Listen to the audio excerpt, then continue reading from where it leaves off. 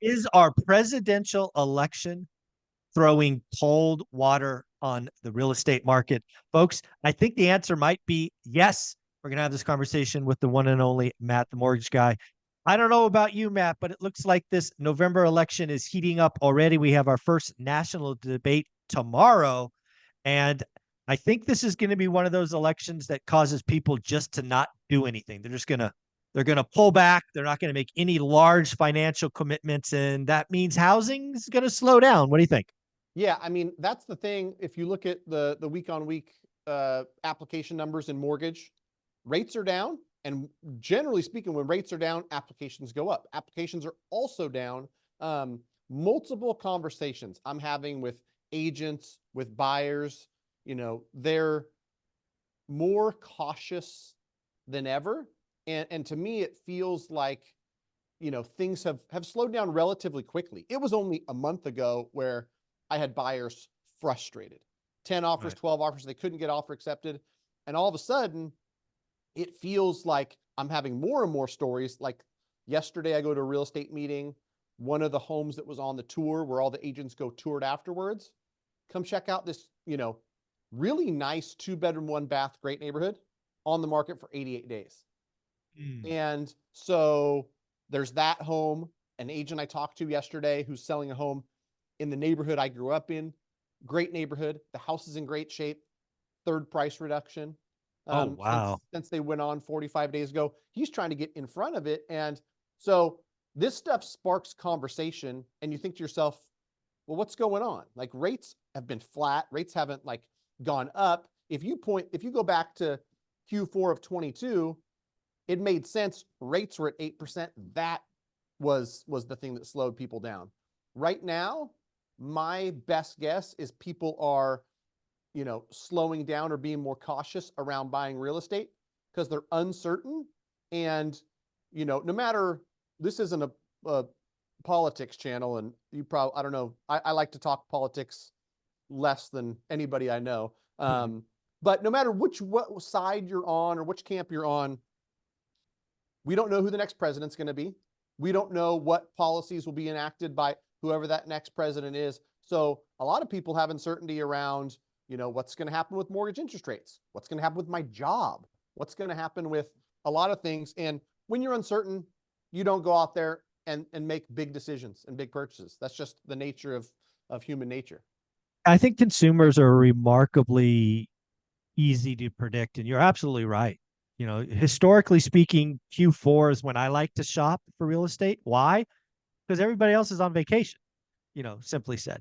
I do think you're right. Whether we like it or not, the November election is important.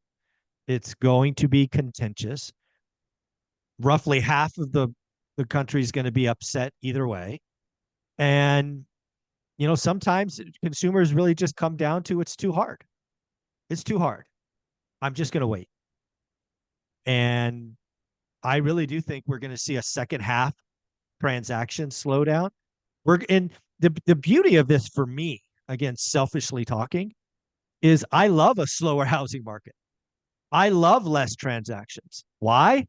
Because it makes it a hell of a lot easier for me to find out who's truly motivated, who's going to have a third price reduction, who's going to talk about seller financing when they would have never talked about it before, right? Because sometimes you have to sell, and if there's an environment where nobody else is buying, it's my price or my terms, because the buyer really 1000%. That's what I want to inject here. If you're listening to this and you're not reading between the lines, if you're an investor and you hear slow, you hear hard, buyers pulling, like that translates to opportunity.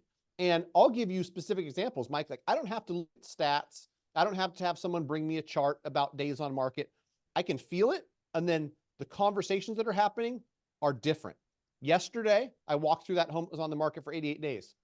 I told the listing agent, tell me about the seller. Is it free and clear? Do they have a mortgage on it? The more we talked, I pulled out of that. Maybe they're willing to have a buyer bring a down payment and then carry back a mortgage at 4%. Because as an investor, it's an equation. It's a numbers game. just the Like, math, man. I It's can just math. pay a different price depending on my terms. And like, Exactly. for someone who's creative, an investor, I'd be really, really excited. I Yeah. almost put a deal together, Mike, and this is another example where I looked at a home. It's the same home that my agent buddy has had to do 3 price reductions. And I'm like, in all honesty, great house. It's in good condition. I walked it. It's in a great neighborhood. So I did the math and I said, if I put X down and your seller was willing to carry 250 at 4%, that would make this deal make sense. Right. Bring it to the seller. In a market like we were honestly in 2 months ago, and there was 15 offers, not even considered. In today's market, that got presented. That got discussed amongst the 3 sons and the mom. And so if you're an investor, take this as a sign to like all of the creative Do the work. Do the work. And like it's cool if you watch Pace Morby or Ty or these guys who understand how to structure deals.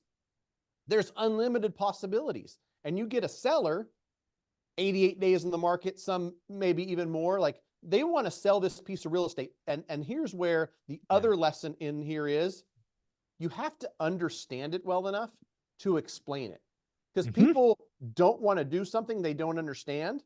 Correct. If you can explain it and say, you know what, this actually might be better from you from a tax perspective. This might be better for you because more money in the bank doesn't serve you. But what does $1,400 a month in income do for you? Exactly. And so I'm excited. Like those problems or equations to figure out is the fun part of real estate for a math nerd like me. Oh, and this is the magic that I told people was coming, right? Days on market going to go up. You're going to motivated sellers will eventually raise their hand, do the creative things. Again, right? What you're doing with this 4% offers, you're basically saying, hey, I can give you yesterday's price, but I need yesterday's interest rate. That's basically what you're doing. Right. Works for me all day long. And I think that's just a genius way. The other thing that I want people to realize is you brought up Ty. He has a 6-hour masterclass that's available on my school community, one rental at a time for free. It's one of those bonuses that come.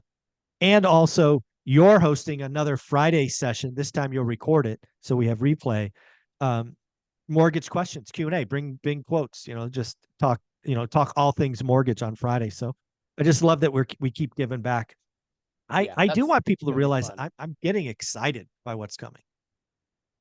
Oh, I mean, and any investor who's active should be, because 2021, you can get some great terms from a conventional standpoint, but anybody who remembers how wild and crazy it was, 30 offers, 40 offers, it was insane. You were waiving inspections. So, if there was a great deal to be had, but it might have had foundational issues, like someone was waiving the contingency and not even worrying about that. Like, that's not a fun market to operate in from a buyer's perspective.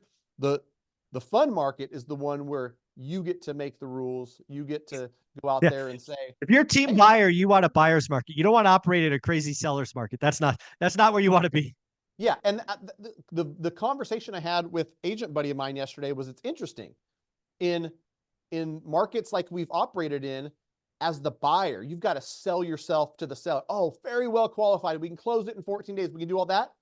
In the market that we have coming, agents and their sellers are going to have to start selling themselves to buyers. Hey, we're offering 10,000. You can do a buy down. Hey, we're open to seller finance. Hey, and they're like, it's a different game. And it's great if you're a buyer, because you're the pretty girl at the dance and people want to dance with you. They're going to say, what's it going to take?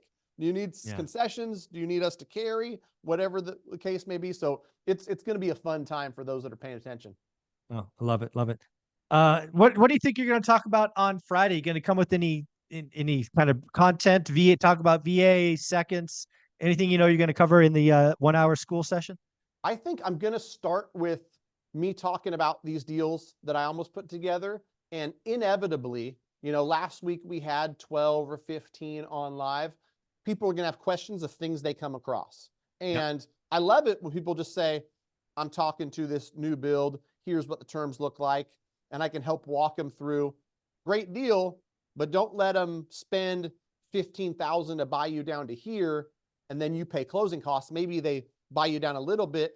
And so helping people, whether it's an offer they already have from another lender or a builder's lender or something, that last time I didn't know what was coming, but there was somebody trying to buy a 380 square foot home.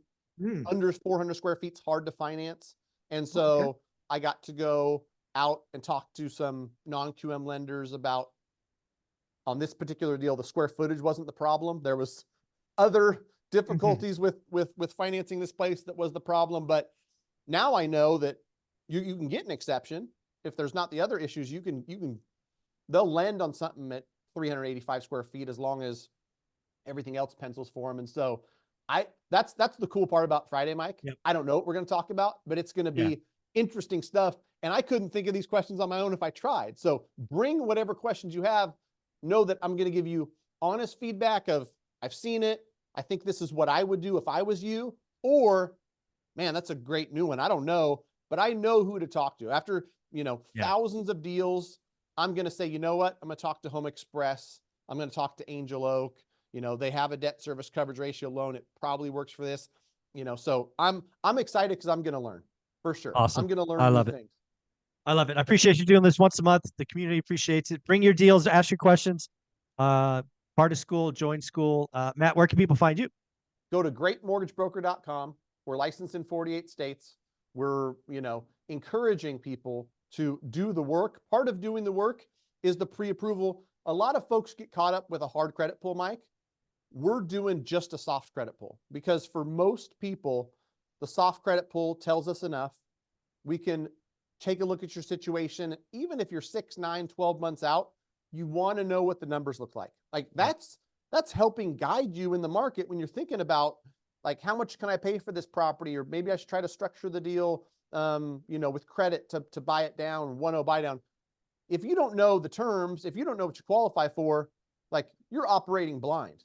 Don't do that. Get your finances squared away. Greatmortgagebroker.com will help you out and help you on that journey. Then go out and start putting deals together. Start thinking about, what you can offer and what markets. I love it. I love it. Matt, thank you so much. Thank you for being here each and every week. You are amazing. Take care. Thanks, Mike.